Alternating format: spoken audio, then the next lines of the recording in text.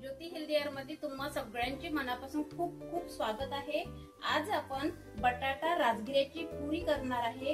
ही बटाटा राजगिऱ्याची पुरी खस्ता आणि खुसखुशीत होते। तुम्ही कोणत्याही उपवासाला ही पुरी करून खाऊ शकता। तसेच उपवास केला नाही तरी ही पुरी करून खाऊ शकता। चला तर वेळ वाया न घालता पुरी करायला सुरुवात करूया।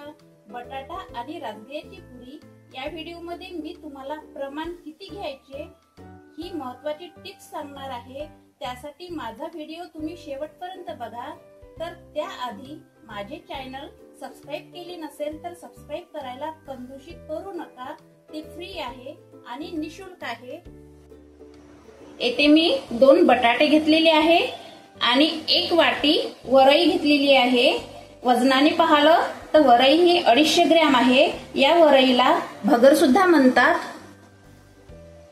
आता बटाटे साइडने ठेवू। आता ही वरई मिक्सर पॉट मध्ये घालू आणि छान हे दळून घेऊ। हे बघा आपली वरई छान अशी बारीक झालेली आहे। आता ही वरई आपण बाउल मध्ये घालू।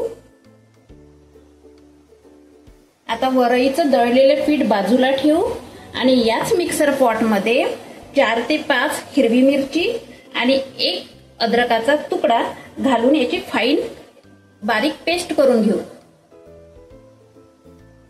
हे बघा अद्रक आणि हिरवी मिरची आपण बारीक करून घेतलेली आहे। आता मिक्सर पॉट साइडने ठेवू। यानंतर मी 2 बटाटे उकडून याची साल काढून घेतलेली आहे। आता हे बटाटे किसणीने किसून घेऊ। मी तुम्हाला महत्त्वाचे टिप्स सांगते।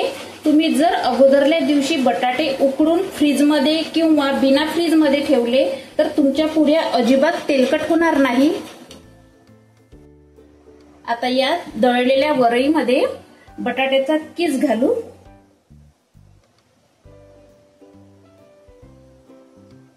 यामध्ये अर्धी वाटी राजगिऱ्याचे पीठ आहे। वजनाने पाहिले तर हे 100 ग्रॅम राजगिऱ्याचे पीठ आहे। राजगिऱ्याच्या पीठाने आपली पुरी खस्ता होते आणि चवीनुसार मीठ घालू। यानंतर पीठ आपण हे असे मळून घेऊ। पाण्याचा अजिबात वापर करायचा नाही। बटाटा ओलसर राहते त्यामध्येच पीठ मळून घ्यायचे। वेगळं पाणी अजिबात घालायचे नाही। पीठ मळवताना अद्रक आणि हिरवी मिरची बारीक केली होती मिक्सर पॉट मध्ये या पिठामध्ये घालू आणि हे छान पीठ असं मळून घेऊ। हे बघा आपले पीठ छान मळून झालेले आहे। आता पुरीसाठी छोटे छोटे या पिठाचे पुरीसाठी गोळे छान करून घेऊ। हे बघा पुरीसाठी आपले गोळे तयार झालेले आहे। आता हे साइडने ठेवू। आता मी पोळपाट घेतलेला आहे। या पोळपाटावर थोडे तेल घालू आणि या तेलावर पुरीचा गोळा ठेवू आणि या पुरीचा गोळा आपण हातानेच फैलून घेऊ। कारण यामध्ये आपण वरईचे पीठ घातले होते त्यामुळे पुरीला आपल्या भेगा पडू शकते, म्हणून हातानेच फैलून घेऊ। तुम्ही पुरीला वाटीचं माप देऊन सुद्धा गोल करू शकता आणि साइडचं पीठ असं काढून घेऊ। हे बघा किती छान आपली पुरी झालेली आहे। अशाच बाकीच्या पुऱ्या करून घेऊ। आता पुरी सोबत खाण्यासाठी 2 बटाटा साल काढून घेतलेले आहे। आता हे दोन्ही बटाटे आपण हातानेच मॅश करून घेऊ।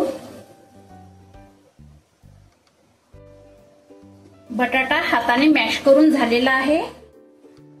आता मी गॅस ऑन केला, गॅसवर पॅन ठेवला आणि या पॅन मध्ये 2 चम्मच तेल घालते।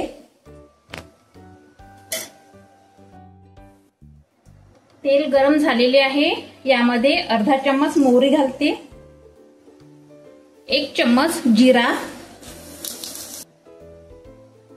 आपले जिरे आणि मोहरी छान तडतडले आहे। आता मी यात 3 हिरव्या मिरच्या घेतलेल्या आहे। ह्या हिरव्या मिरच्या कट करून तेलामध्ये घालू।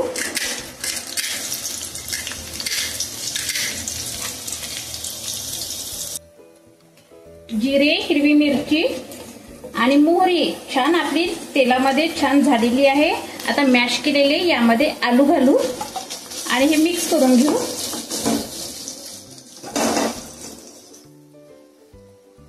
आता या चटणीमध्ये 50 ग्रॅम शेंगदाण्याचा कूट घालू आणि हे मिक्स करून घेऊ आणि चवीपुरते सेंधा मीठ घालू आणि 2 मिनिट गॅसवर होऊ देऊ। इकडे मी तेल गरम करायला ठेवलेले आहे। आता तेल आपले गरम झालेले आहे, यामध्ये आपण पुरी घालून तळून घेऊ। हे बघा आपली पुरी किती छान तेलात फुगलेली आहे। आता पलटून घेऊ।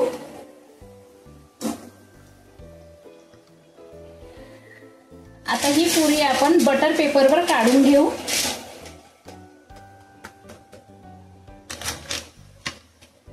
अशाच पुऱ्या बाकीच्या तळून घेऊ। या आपल्या बटाटा राजगिऱ्याच्या पुऱ्या झालेल्या आहेत। या पुऱ्या बघा किती छान टम्म फुगलेल्या आहेत आणि खायला पण खूपच टेस्टी आणि क्रिस्पी झालेल्या आहेत। या पुऱ्या तुम्ही कोणत्याही उपवासाला माझ्या व्हिडिओ प्रमाणे करून खाऊ शकता। अशाच नवनवीन उपवासाच्या आणि हेल्दी रेसिपीसाठी माझ्या चॅनलला पटकन सबस्क्राइब करा आणि व्हिडिओला लाईक करा आणि तुमच्या परिजनांना माझा व्हिडिओ शेअर करा। धन्यवाद।